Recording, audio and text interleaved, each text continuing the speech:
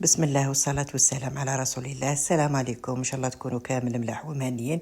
اليوم حندير معكم مسكوتشو بالماء، يعني سهلة وخفيفة. اللي ما عندوش الحليب ولا عنده حساسية من الحليب يدير هذه المسكوتشو. نبداو بسم الله. عندي هنايا 4 حبات تاع بيض، نزيد معاهم كاس تاع سكر، وعندي هنا ثاني قشور تاع القارص ولا تاع تشينا، واللي ما عندهمش تقدروا ديروا لافاني.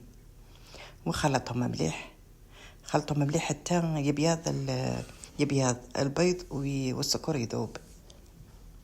ونزيد معاهم نص كاس تاع زيت، ونخلط غير بشويه حتى يتجانس كامل الخليط.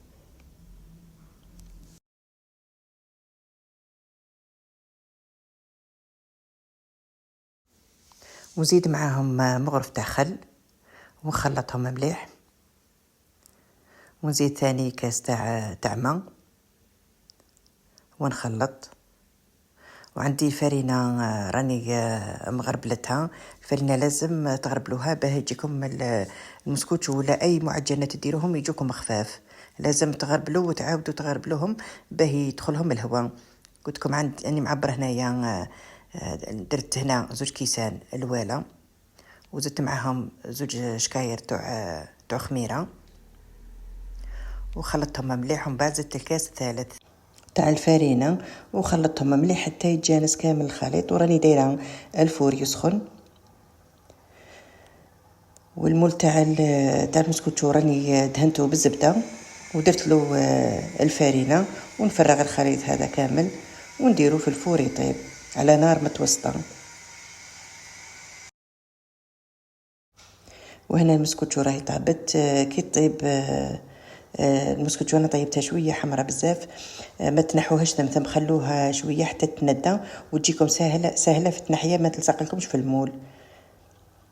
دوكا نقلعها وخليها حتى تبرد شويه ونزينها. انا عندي هذه الشيكولا تاع الكراميل تاع المرجان، درتها في لابوش وزينتها.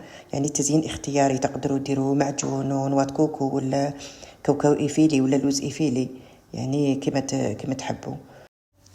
ونشكر المشتركات اللي في القناه اللي بحثوا لي ميساج في العيش، واللي دائما يسقسوا عليا، يعطيكم الخير. واللي بحثوا لي ثاني ميساج في الانستغرام، وحتى واللي جربوا الوصفات ويبحثوا لي.